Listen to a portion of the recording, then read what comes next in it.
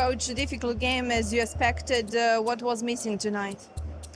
We didn't fight. So starting tomorrow, we changed the practice system. We start the boxing practice. We need to make a boxing training because basketball is not only to score, is not only to share the ball, is to fight. Congratulations to Partizan because they fight. We didn't answer to their aggressivity. We need to change the practice system. We start the boxing practice starting tomorrow. When Ataman mentions boxing training after a basketball game, you know the defensive effort wasn't there. Not only did Partizan expose every defensive weakness, they physically dominated Panathinaikos at both ends. From transition breakdowns to confused rotations, their defense was picked apart, while Partizan's aggressive physical defense showed exactly the kind of fight Ataman was missing. Let's break down how the defending champions were outmuscled and outplayed, and why their coach is now looking to boxing for answers. Before we jump into the details, let me tell you about EuroLeague TV. I used it to rewatch this game and analyze every key possession. With EuroLeague TV, you can watch every game live or on demand, with features like multi-view to watch up to 4 games simultaneously, exclusive extended highlights, and access to full game replays whenever you want. You can find my affiliate link in the description below, and don't forget to use promo code Baskethead15 for a 15% discount. Lucas. Let's look at how the half ended. 3 straight threes from Marinkovic that changed the momentum. In the open floor, hits the trailer, extra pass to Marinkovic in the corner! The Troika! Marinkovic has made 1 3 already. Are you kidding me? Are you kidding me? 6 seconds. Marinkovic comes back, he's got the hot hand. Vanya Marinkovic with the Troika!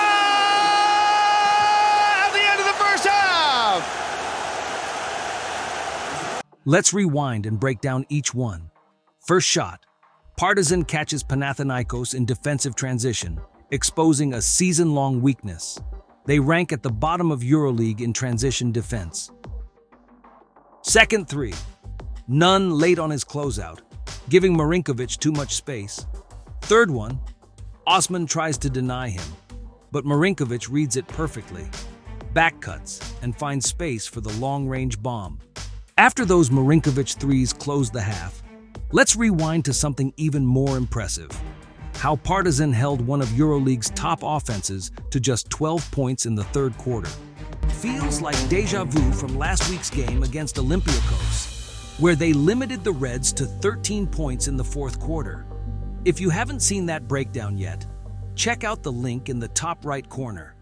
Let's break down how they managed to shut down Panathinaikos' offense. Partizan cranked up their defensive intensity, hustling for every ball, active hands creating deflections, and physically outmuscling Panathinaikos players. This aggressive, high-energy defense set the tone.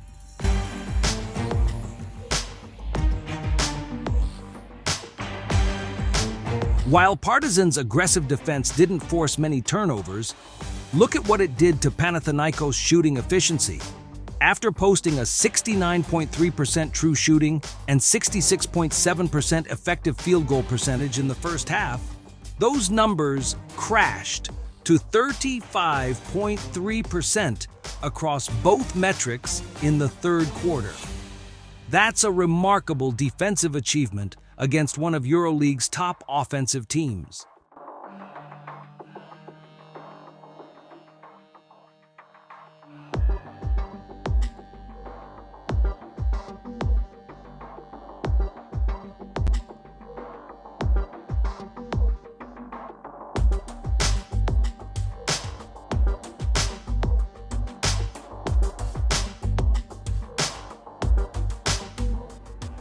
Watch this defensive possession.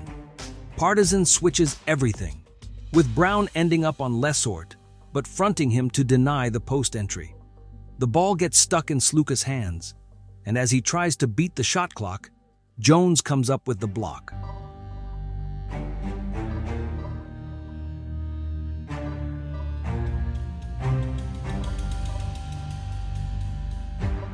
Here's another post-entry denial, but this time Juancho reads it perfectly, makes a flash cut, and punishes Bonga, who stayed too deep under the basket.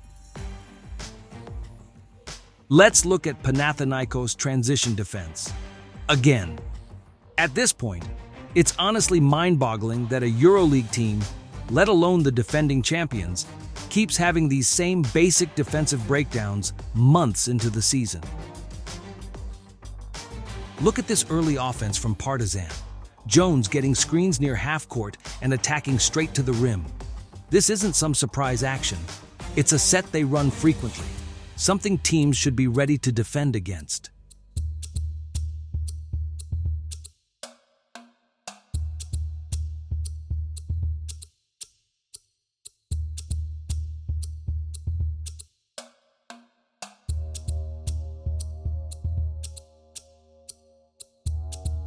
Transition points proved crucial for Partizan. They scored 21 points on the break by my count, though EuroLeague stats show 23. That's about a quarter of their total offensive output.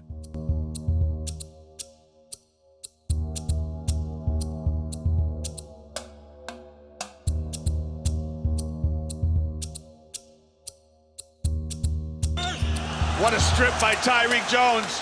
Bonga in the open floor. Hits the trailer, extra pass to Marinkovic in the corner!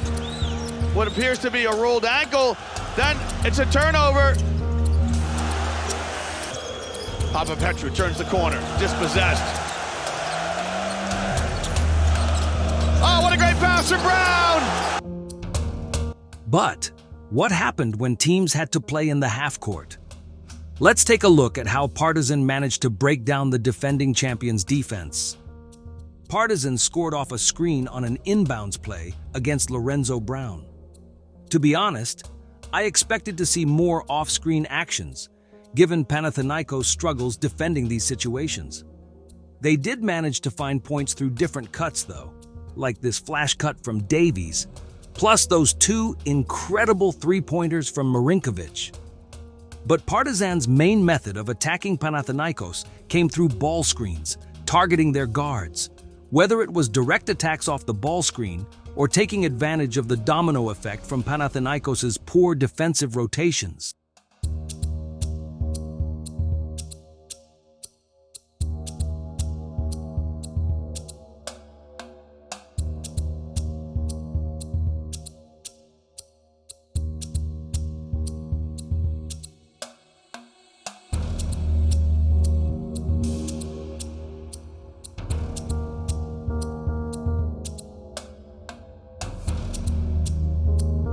Watch how Carlik Jones recognizes the gap in the defense and attacks with aggression, taking it straight to the rim for the finish.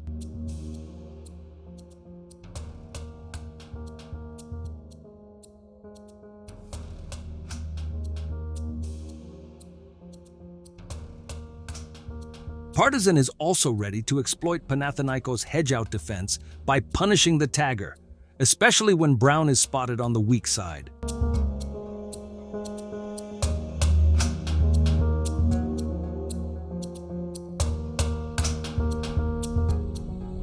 Watch this possession closely.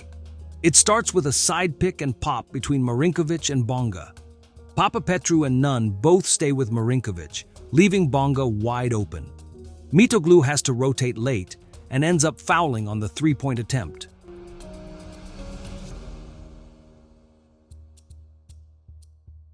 Watch how easily Partizan moves the ball and finds the easy basket here. Panathinaikos' defense completely breaks down.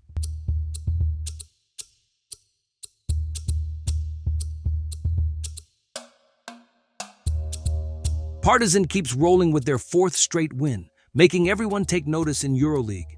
Meanwhile, the defending champions? Their defense has Ataman reaching for boxing gloves.